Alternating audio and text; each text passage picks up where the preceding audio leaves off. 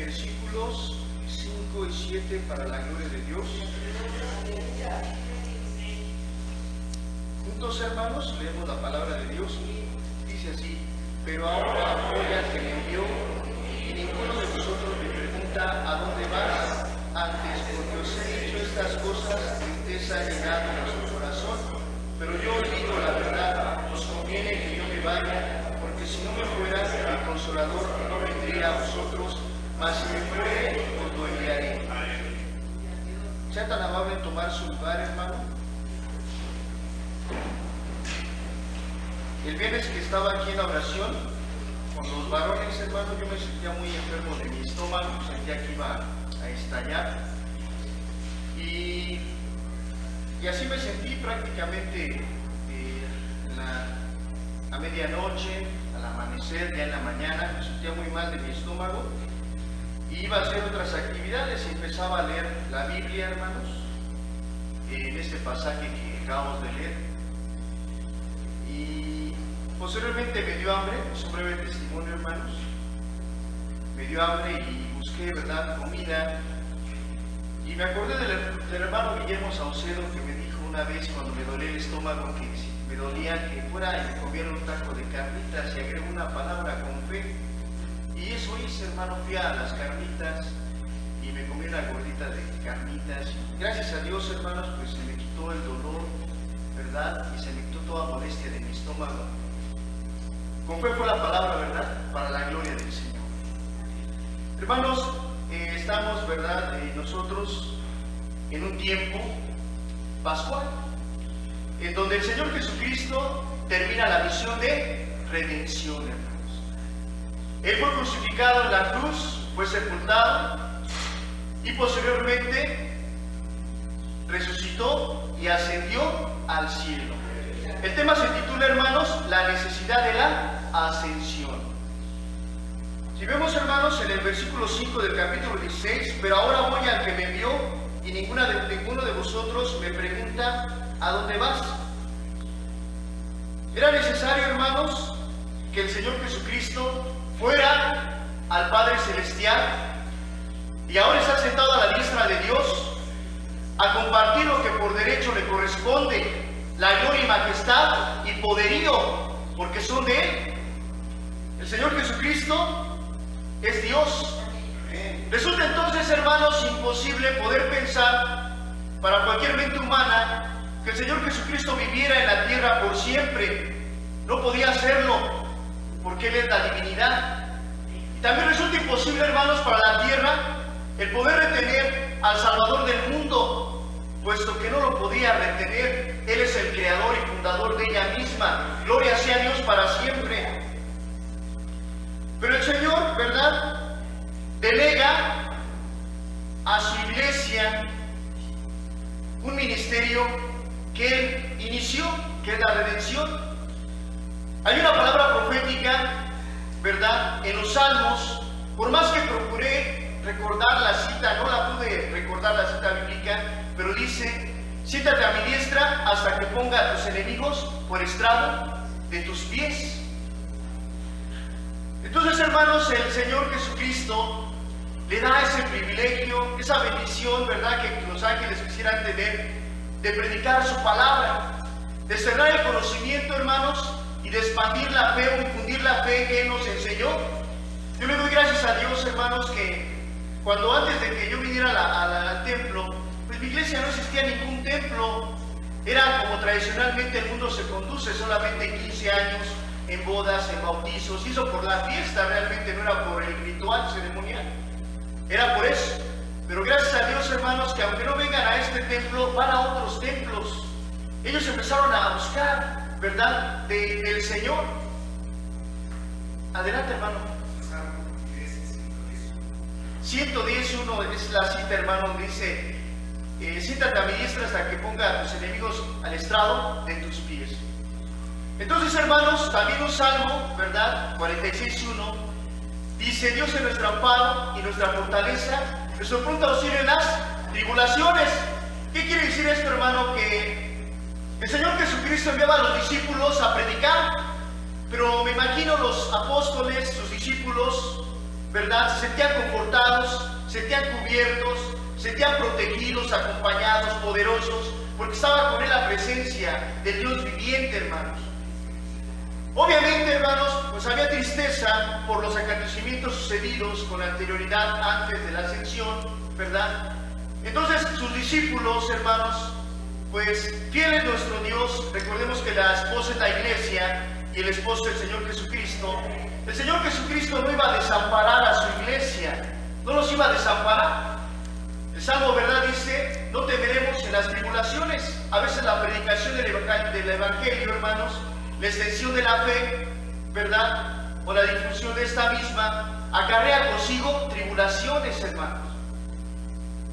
Pero bien, entonces la iglesia, ¿verdad?, cumple con esa misión, que es predicar el Evangelio para que el hombre y la mujer alcancen, hermanos, el reino de los cielos, para la gloria de su nombre. ¿Cuál es la predicación? Decir a las almas, Dios tiene una salvación para ti, y es a través del sacrificio del Señor Jesucristo en la cruz del Calvario.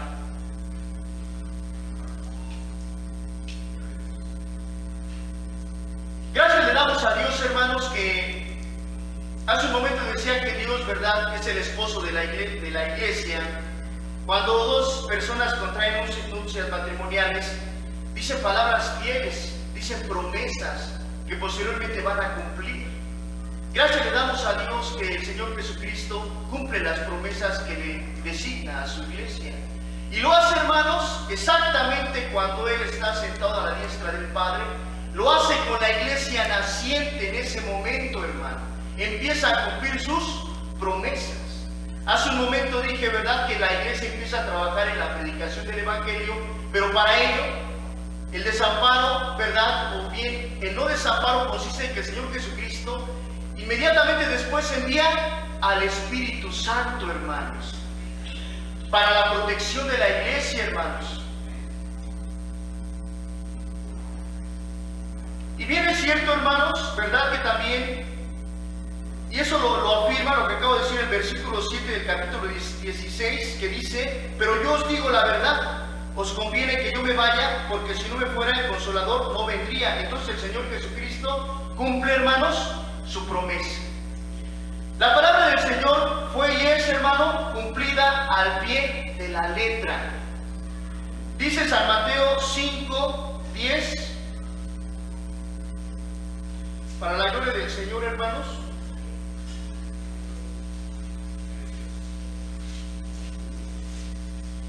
Bienaventurados los que padecen persecución por causa de la justicia, porque de ellos es el reino de los cielos. Hay una palabra profética, ¿verdad?, de parte del Señor, que la iglesia, ¿verdad?, sus hijos iban a sufrir persecución. Pero al mismo tiempo, hermanos, en este versículo encontramos que hay también una promesa para los hijos de Dios que sufren persecución. ¿Cuál es la promesa, hermanos? Recibirán el reino de los cielos. Gloria le damos al Señor por ello. El testimonio, hermanos, de los siglos afirma que la iglesia ha sido perseguida. El mismo Señor Jesucristo se encontró a judíos prácticamente fanáticos, hermanos, en donde no permitían, ¿verdad?, que el Señor prácticamente predicara. Sufrían contradicciones en ese momento, y como dice las Sagradas Escrituras, trataban de escuchar, trataban de tomar un error para desvirtuar o desacreditar la predicación de nuestro Dios, lo cual nunca lo pudieron ellos encontrar. Y algo más, hermanos, ¿verdad?, más difícil fue la Inquisición, hermanos, en donde había cristianos, ¿verdad?, que profesaban serlo, pero perseguían a los verdaderos cristianos, hermanos. Eso de perseguir quiere decir que a veces los mataban, hermanos, y a base de castigos horrendos. Es necesario, hermanos, ¿verdad?, que nosotros, como hijos de Dios, cuando Dios pone a un predicador, que lo acabo de decir, hermanos, un predicador, un pastor, un siervo de Dios no es puesto por una familiaridad, ¿verdad?, y por un ámbito social, y por cuestiones económicas. Un predicador es eso, ¿verdad?, un ministro de Dios, y entonces es puesto por Dios, hermanos. Cuando sucede, hermanos, que alguien quiere contradecir la predicación, pues no es la predicación de Alejandro, porque no hablo de mí, sino que al momento, hermanos, de que ya la iglesia, ¿verdad?, toma esa facultad, ese ministerio que Dios le dio, se levantan las aves, hermanos, se levantan las huestes desencadenadas de Satanás, se levanta Satanás en contra de ellos y empieza a haber debilidades. Mira, el predicador no es casado, mira, el predicador es esto, hace el otro y el otro. Trata de atacar, sí, de derribar, ¿verdad?, al pastor, al ministro, pero en realidad es el odio de Satanás, de las huestes de maldad hacia Dios, que no le van a permitir a la iglesia escuchar el mensaje de Dios. No es hacia el pastor directamente. Sabemos, ¿verdad?, que las huestes de maldad se van al mismo tiempo que la iglesia empieza a predicar, y lo hemos vivido, empieza a entorpecer o querer obstaculizar el mensaje divino a las personas. Entonces, hermanos, es de nosotros, ¿verdad?, orar por los siervos de Dios, y los siervos de Dios orar por la iglesia, para la gloria de su nombre. Dice San Juan también en el capítulo 17, hermanos, una oración que el Señor Jesucristo hace antes de ascender a la diestra del Padre. En el versículo 20 hasta el 23, le invito a que se ponga de pie, hermanos, y lo leemos juntos. ¿Ya tiene la cita bíblica, hermano? Gloria al Señor. Evangelio según San Juan, capítulo 17, versículo 20 al 23. Juntos, hermanos, dice así la palabra de Dios. Mas no ruego solamente por estos, sino también por los que han de creer en mí, por la palabra de ellos, para que todos sean uno, como tú, oh Padre, en mí y yo en ti, para que también ellos sean uno en nosotros, para que el mundo crea que tú me enviaste. La gloria que me diste yo les he dado, para que sean uno, así como nosotros somos uno. Yo en ellos y tú en mí, para que sean perfectos en unidad, para que el mundo conozca que tú me enviaste y que los has amado a ellos como también a mí me has amado. Gloria sea a Dios. Sean tan amables en tomar su lugar. Entonces, hermanos, es de nosotros orar los unos por los otros, ¿verdad? No seguir aquellas enseñanzas que atacan a la iglesia, como fue la Inquisición en un momento dado, y como se levantan diversas personas, ¿verdad? Pueden ser grupos hechiceros contra la iglesia para obstaculizar o destruir el mensaje del Señor, pero lo cual, hermanos, pues no será posible. ¿Por qué, hermanos? Porque en la Biblia así nos lo marca la palabra de Dios en San Mateo 16, 18. Sabemos que la palabra de Dios lleva consigo cumplimiento, hermanos. 16, 18 dice así la palabra de Dios, hermanos. Y yo también te digo que tú eres Pedro, y sobre esta roca edificaré mi iglesia, y las puertas del Hades no prevalecerán contra ella. Es cierto que ha habido ataques, ¿verdad? Hablaba del pueblo judío, hablaba de la Inquisición y otros ataques más, hermanos, pero lo cierto es de que también el Imperio Romano y todos esos imperios, hermanos, pues han dejado de ser, y la iglesia sigue predicando el Evangelio del Señor Jesucristo. Y ahí vemos, hermanos, que la palabra del Señor se cumple, ¿verdad? Dije que cuando el Señor Jesucristo llega al trono que le pertenece por derecho, por ser Dios, hermanos, Él empieza a cumplir sus promesas. Y también, ¿verdad?, el Señor en San Mateo nos dice que Él estaría con nosotros todos los días hasta el fin del mundo. Es una promesa, hermanos, de asistencia. Cuando predicamos el Evangelio del Señor Jesucristo, Él nos asiste, Él respalda. Aunque digan, aunque se hable mal, ¿verdad?, de nuestra familia o de nosotros, de nuestro trabajo, aunque se hable mal, hermano, de nuestra persona o cómo somos, la palabra de Dios se sigue predicando para la gloria de su nombre. Y ahí vemos la fidelidad de Dios, ¿verdad?, que cumple con su iglesia a no dejarnos solos, hermano. Y además, también cumple otra promesa, aparte de la de asistencia, una promesa, hermano, de preservación, porque seguimos en los caminos del Señor, hermanos. Entonces, ¿verdad?, este versículo se cumple, lo vivimos, lo palpamos, hermanos. Cada vez que predicamos la palabra de Dios y la volvemos a predicar, las puertas del Hades no prevalecen contra la iglesia del Señor Jesucristo, para la gloria de su nombre, hermanos.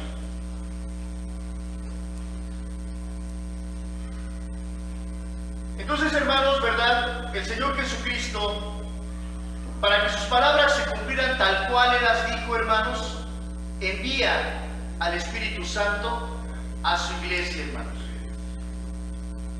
Y si vemos, hermanos, nosotros en Hechos 1:8,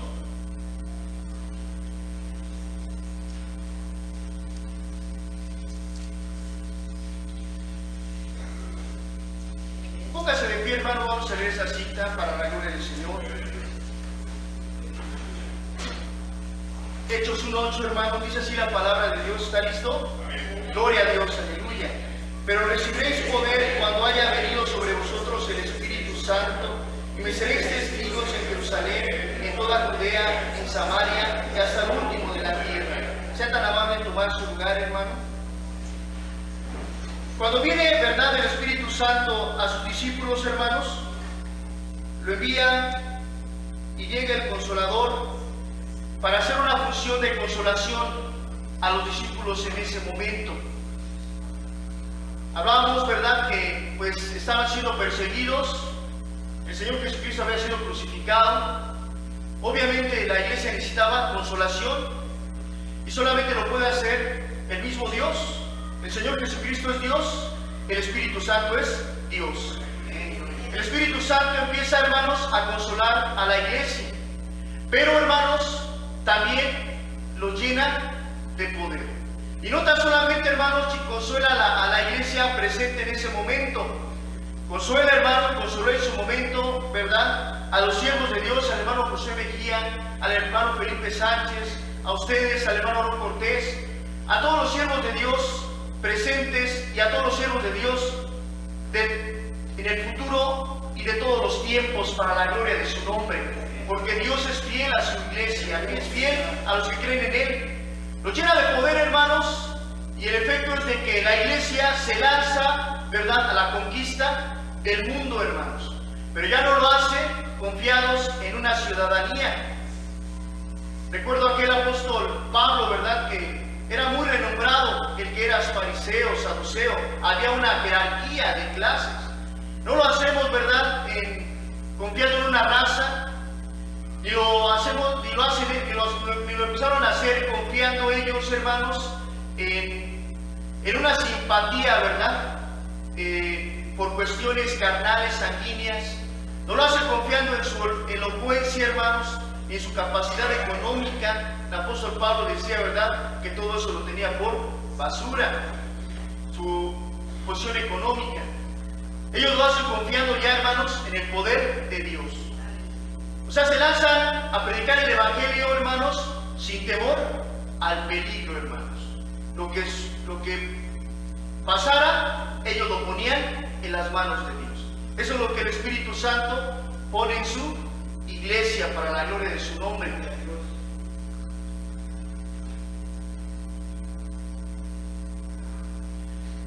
Hermanos, el hecho, ¿verdad?, de que a nosotros nos espera un hecho glorioso para la gloria del Señor, que es el día de Pentecostés. Los hermanos que han tenido esa experiencia, hermanos, y los que la van a seguir teniendo para la gloria del Señor, es un hecho con lo que denomina el tema la necesidad de la ascensión del Señor Jesucristo.